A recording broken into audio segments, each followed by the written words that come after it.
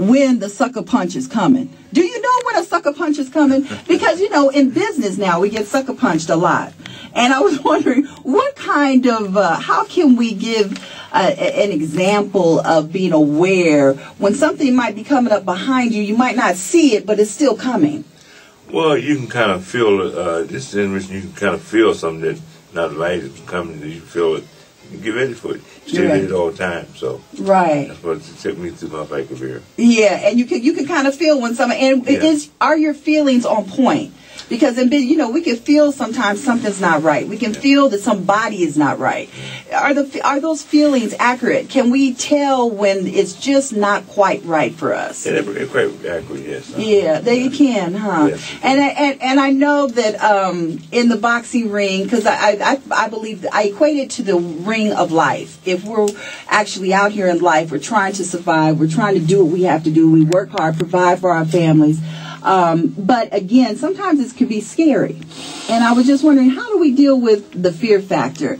When especially a fighter knows of fear. I don't know if you know it or if you get rid of it. I don't know if you've experienced fear, but do you experience fear when you know you're actually going to have a fight? And then how do you deal with fear?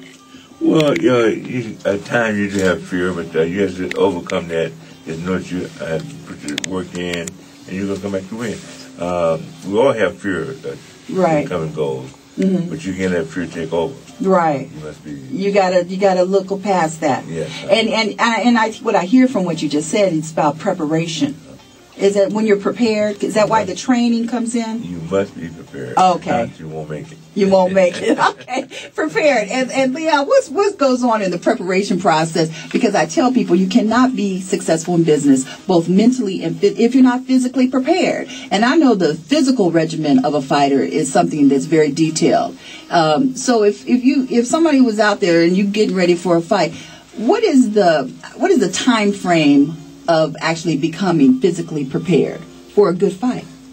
Well, you make sure that you prepared yourself. Mm-hmm. You know, it don't be fair, but when the bell's 18, you know, it's too late. It's too late. And that's a time factor, because it can be too late. Yeah. You can miss out if you're not prepared physically in your training and those type of things. So that is really a good advice, because sometimes we're not prepared. We think we're prepared, and we say, okay, we got everything together, but it's the competition and dealing with competition. And Mr. Norton, how do you deal when you know somebody is like Ali? You knew he was a good fighter. So you got in the ring with Ali, and you knew there was some serious competition, correct? Yes. But how do you deal with competition?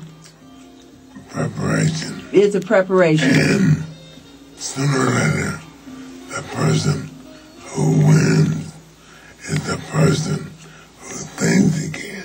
That thinks they can. So it first starts in the mind. Mind over matter. Mind over matter. And is that's so prevalent, because I remember, and people will say, I'm the best fighter. I'm the best fighter. This dialogue going back and forth, but it's psychological. Is that something that you have to build up in your mind so that you do become the best fighter?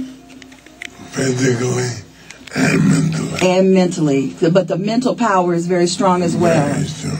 And do you believe, Mr. Shavers, that once you prepare your mental status, that's what makes your punch be the hardest punch?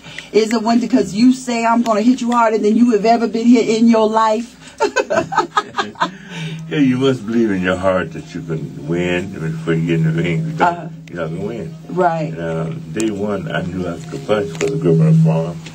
Hard work. And I just knew my heart. Okay. Again, we want to hear from you. 647-3688.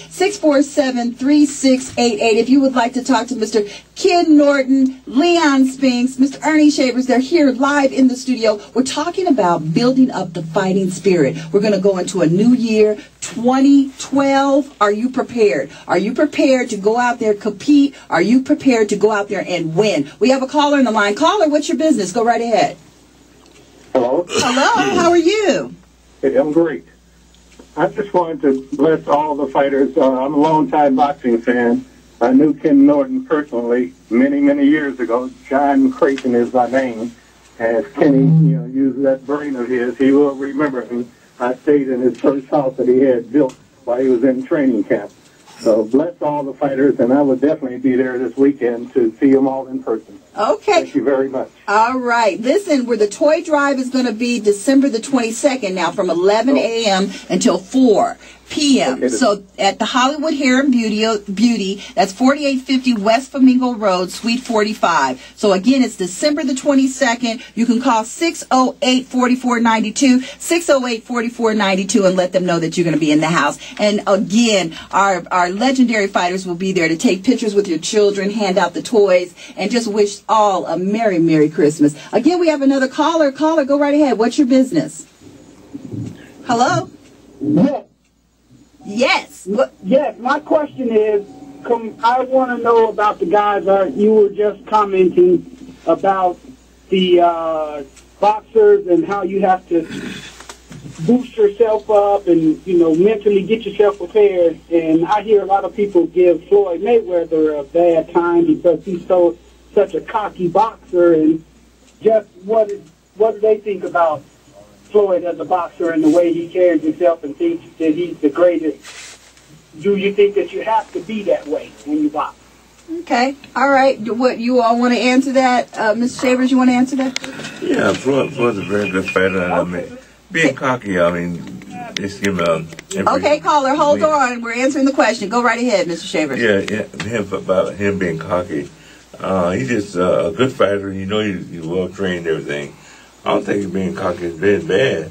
We all felt the way we're going to win. We can do whatever. Right. So I'm with him 100%. Yeah. Okay. Yeah. So he's saying being cocky is a part of the game. It's a part of the game. Thank you so much, caller, for calling in. Again. Okay. All right. We have another caller, Thump. Okay. Go right ahead, caller. What's your business? Go right ahead.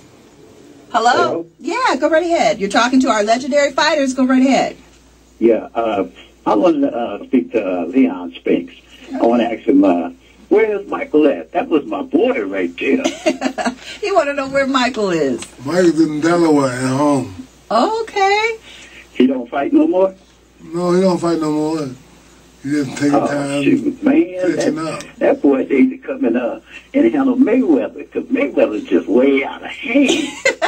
Ooh, that's what everybody want to see.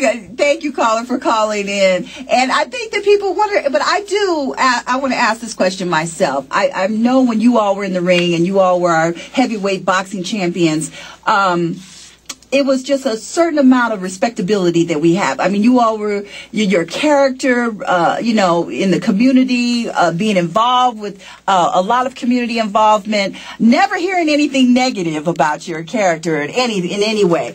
I was wondering, in that way, do you think that boxers have changed, that they're not upholding that kind of decorum for the sport?